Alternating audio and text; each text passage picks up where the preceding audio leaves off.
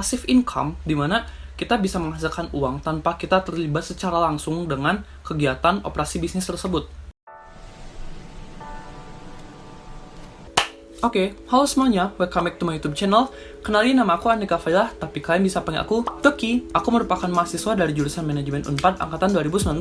Oke, jadi di video kali ini, aku bakal ajak teman-teman untuk dapat menghasilkan uang berdasarkan kerja keras kalian sendiri dengan memaksimalkan kemampuan dan keahlian yang kalian miliki tanpa perlu keluar rumah. Oke, jadi sebenarnya dengan perkembangan zaman, banyak pekerjaan-pekerjaan yang muncul di industri 4.0, di mana di zaman ini kita banyak menggunakan digitalisasi dalam melakukan kegiatan sehari-hari. Dan di sini juga bisa menjadi kesempatan kita sebagai pelajar, karena kita gak perlu mengandalkan waktu yang banyak untuk menghasilkan uang, karena dengan fleksibilitas yang ada kita bisa memanfaatkan waktu dan tenaga yang kita miliki. Nah, dan di sini aku harapkan kalian bisa memanfaatkan skills and ability yang kalian punya dibandingkan hanya mengandalkan waktu dan tenaga saja, karena dengan kalian update dengan zaman dan juga memanfaatkan keadaan dan baik, kalian bisa menemukan peluang-peluang kerja dengan baik.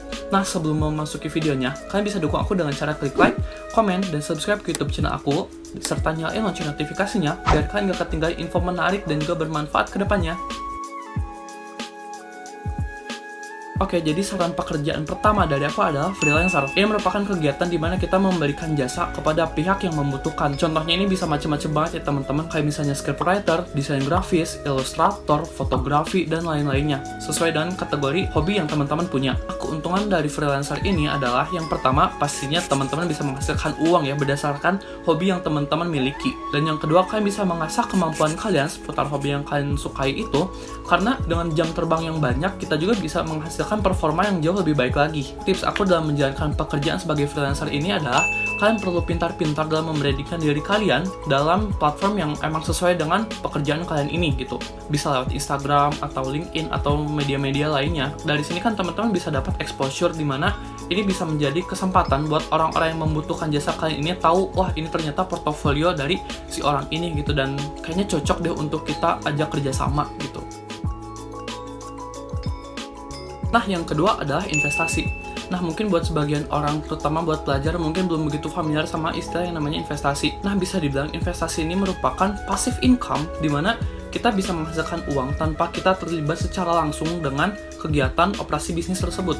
Dan jenis dari investasi itu ada berbagai macam ya teman-teman. Kayak misalnya mungkin ada familiar itu investasi emas, ada juga saham, deposito, obligasi, reksadana, dan masih banyak lagi. Nah, buat aku sendiri, aku sekarang ini lagi terfokus dalam berinvestasi di instrumen saham. Nah, jadi untuk saham ini, jadi sistemnya, pertama kita kan punya tabungan yang emang nggak kita pakai atau istilahnya itu uang nganggur ya. Nah, dan dari sini kita memberikan atau menginvestasikan uang kita ini kepada pelaku usaha untuk mengolah dana dari kita ini menjadi keuntungan, dan pada akhirnya kita dapat memperoleh keuntungan dari hasil usaha dari pelaku usaha tersebut. Nah, mungkin contohnya gini ya, biar lebih kebayang gitu. Jadi misalnya aku membeli saham Unilever. Unilever kan produknya ada banyak di mana-mana ya, mungkin teman-teman juga pakai produknya. Nah, di sini uang aku digunakan Unilever untuk menghasilkan produk-produk seperti Pepsodent, Vaseline, es krim Walls, dan lain-lain. Nah, ketika mereka mendapat keuntungan, aku juga mendapat bagian keuntungan karena aku telah memberi pendanaan kepada mereka untuk memproduksi barang-barang. Mungkin kalau buat video lebih lengkapnya bakal aku bikin video khusus ya seputar investasi gitu. Barangkali teman-teman tertarik untuk passive income. Nah, industri di zaman sekarang ini jauh lebih memudahkan kita dalam transaksi ya teman-teman, baik dari segi sebagai konsumen maupun sebagai pelaku usaha. Nah, ini juga bisa menjadi kesempatan kita sebagai pelajar untuk memanfaatkan digitalisasi ini sebagai pelaku usaha untuk menghasilkan produk dengan bisnis online.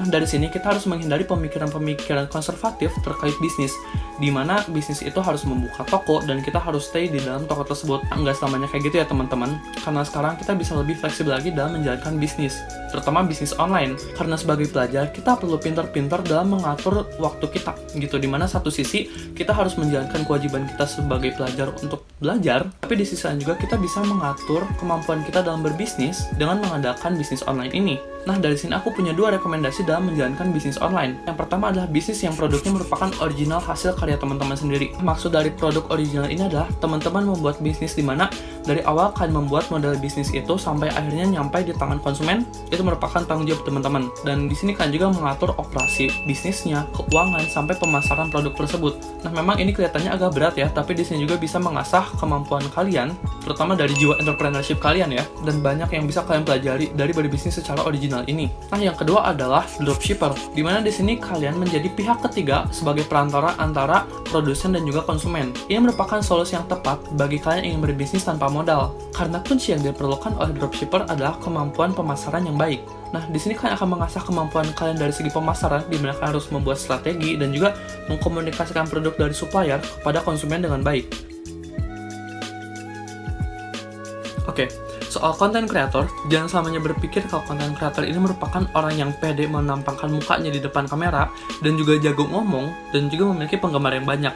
Nggak samanya seperti itu ya teman-teman. Jadi basically content creator ini merupakan mirip-mirip dengan freelancer, cuma bedanya mungkin kalau freelancer kan kita menawarkan jasa kita kepada suatu pihak yang membutuhkan, sedangkan content creator ini kita membagikan informasi kepada media yang audiensnya lebih banyak lagi gitu, yang mungkin sifatnya lebih ke publik gitu ya. Nah, yang mana hal ini membutuhkan kemampuan kita dalam menyampaikan informasi dengan baik agar apa yang ingin kita sampaikan dapat diterima dengan baik oleh audiens. Nah, kenapa aku rekomendasiin pekerjaan content creator ini kepada teman-teman? Karena di sini kita bisa mengutarakan apa yang ingin kita sampaikan, terutama kepada media publik, dan mendapat uang dari situ. Nah, ini bakal lebih menyenangkan apabila apa yang ingin kita sampaikan itu merupakan bagian dari hobi kita gitu. Misalnya kayak aku sendiri, yang memang belakangan ini aku emang deep dive about productivity and education. Jadi aku rasa dengan aku menyampaikan informasi tentang produktivitas dan edukasi, aku bisa istilahnya cerita-cerita kepada orang-orang, sekaligus orang-orang bisa mendapatkan manfaat dari cerita aku tersebut. Nah, untuk konten sendiri pun ini ada banyak banget yang bisa kalian jelajahi gitu, baik itu konten yang bermanfaat maupun konten hiburan, karena kedua ini juga tetap dibutuhkan ya oleh masyarakat. Semuanya gak ada yang salah selama hal itu tidak melanggar kebijakan dari platform yang kalian gunakan, terutama YouTube ya, karena YouTube itu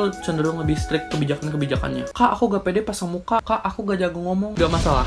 Lagi-lagi di sini merupakan privilege kita untuk memanfaatkan apa yang kita punya dan apa yang bisa kita unggulkan kepada media. Nah, contohnya kalau misalnya kalian gak pede untuk menampilkan muka atau gak jago ngomong, sekarang banyak loh konten-konten yang berupa infografis, video ilustrasi, maupun microblog, atau hal-hal lainnya yang sekiranya bisa diminati oleh orang-orang gitu. Mungkin kalian ingin menginovasi dengan hal yang baru, itu bahkan lebih jauh lebih keren, dan itu bisa menjadi value buat kalian sendiri. Nah, tips dari aku jika kalian berminat untuk menjadi content creator, pertama adalah cari topik yang kalian sukai.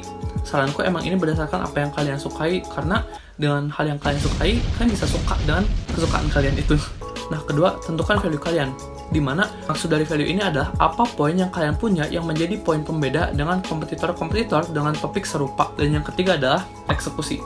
Yang merupakan poin yang sangat penting, karena tanpa adanya implementasi atau eksekusi ini, ide-ide kalian tadi tidak menjadi sebuah kenyataan.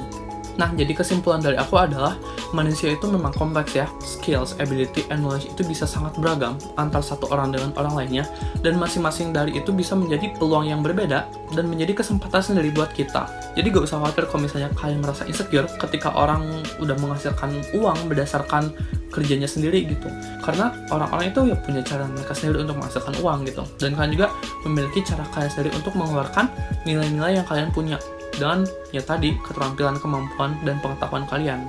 Nah, jadi dari sekarang coba untuk mulai terlebih dahulu tanpa perlu menunda-nunda atau memikir terlalu panjang terkait apa yang ingin kalian lakukan. Oke, mungkin segitu aja video dari aku. Jangan lupa untuk like, comment, dan subscribe, serta nyalain lonceng notifikasinya, karena kedepannya aku bakal membuat video yang jauh lebih seru dan informatif dan menyenangkan. Oke, see you on my next video. Bye-bye. Oleh audiens dengan baik juga, agar apa yang ingin kita sampaikan dapat diterima dengan baik kepada audiens. Oleh audiens.